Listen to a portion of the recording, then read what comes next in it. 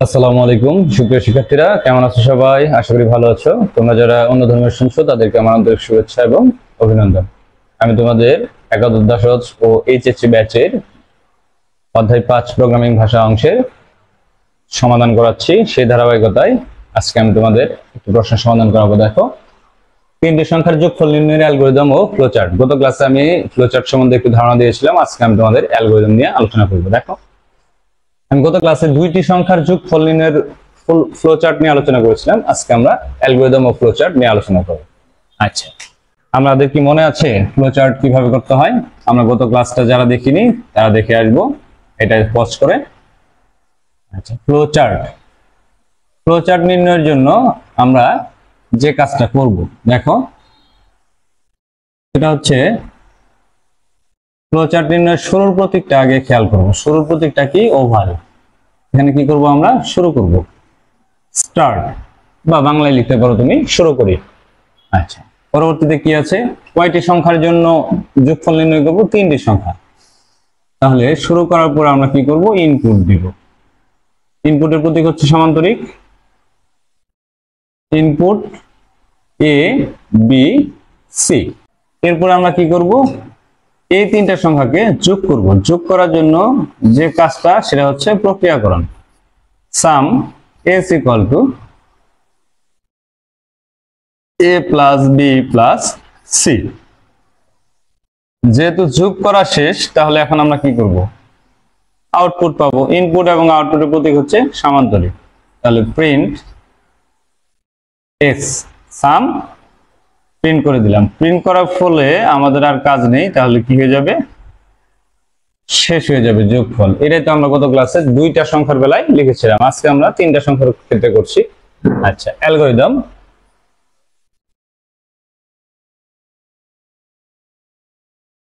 Algorithm তুমি চাইলে বাংলা লিখতে পারো, ইংলিশেও লিখতে পারো। আচ্ছা, আমি ধাপ 1 শুরু বাংলা দিয়ে লিখে দিচ্ছি, তোমরা চাইলে ইংলিশেও লিখতে পারো। ধাপ 1-এ কি আছে? শুরু করি, প্রোগ্রাম শুরু করি, বা শুধু শুরু করে লিখলে হবে। ধাপ 2,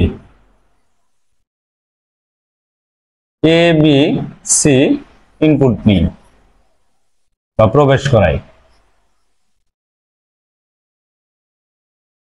এবিসি ইনপুট দিই।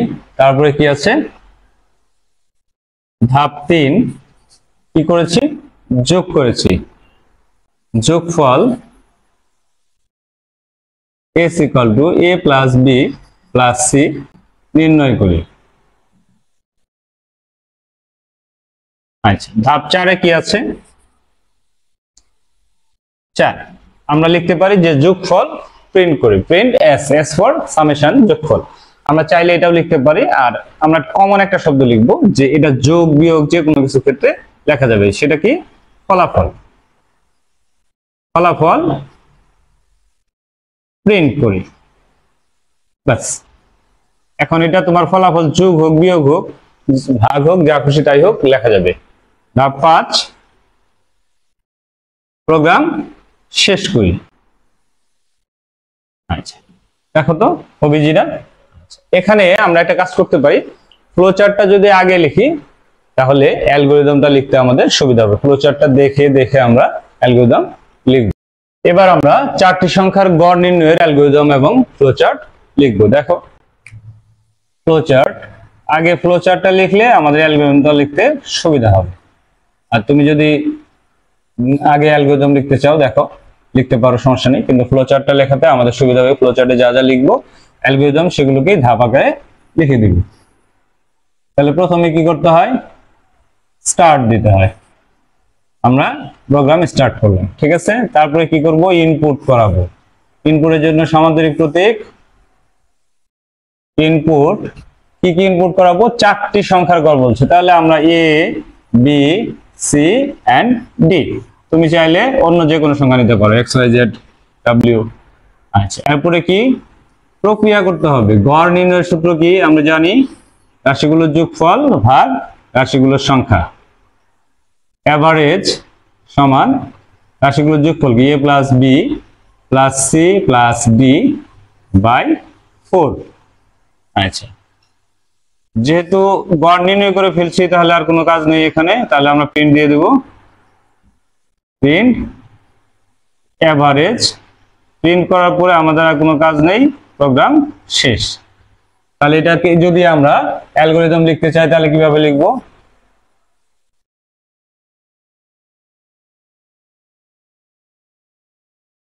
অ্যালগরিদম লিখতে চাইলে শুরুতে আমরা কি লিখবো? শুরু করি। অ্যালগরিদম লিখতে চাইলে শুরুতে আমরা লিখবো প্রোগ্রাম শুরু করি। ধাপ 1,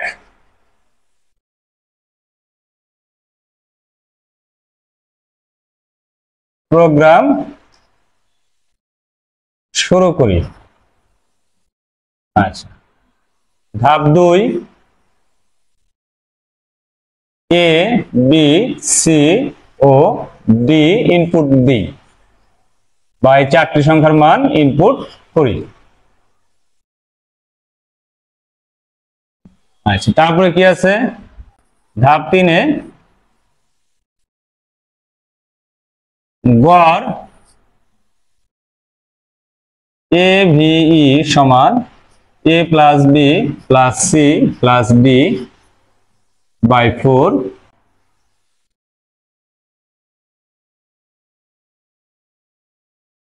নির্ণয় করি। তারপরে কি আছে? ধাপ 4, ফলাফল প্রিন্ট করি।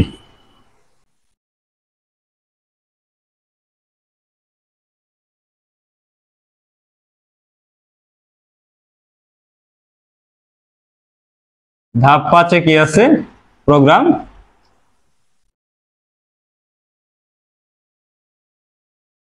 শেষ করি। এই হচ্ছে আমাদের 4টি সংখ্যার গড় নির্ণয়ের অ্যালগরিদম এবং ফ্লোচার্ট।